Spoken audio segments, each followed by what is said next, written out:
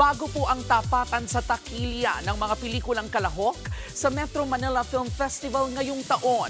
Siyempre, pabonggahan muna ng float sa inaabangang Parade of Stars. Nasa frontline na balitang yan, si MJ Marfori.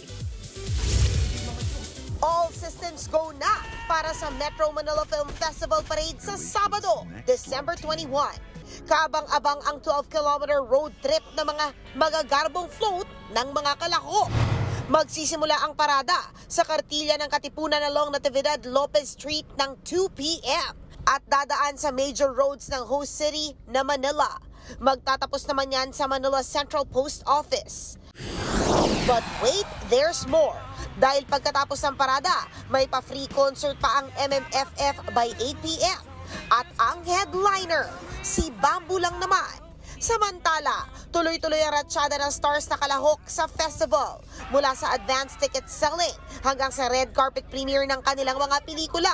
Ang nakakatuwa pa, magsusuportahan daw sa takilya mga bida ng mga pelikula ngayong taon.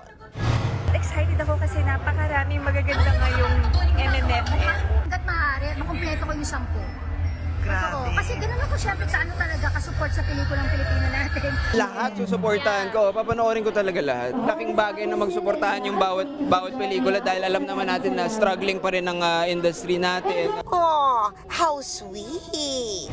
Gaganapin naman ang gabi ng parangal sa December 27, 2024 sa Soler sa Parañaque. Nagbabalita mula sa Frontline, MJ Marfori, News 5. Mga kapatid, ito po ang inyong K-Alaman Queen, Kalad Karen.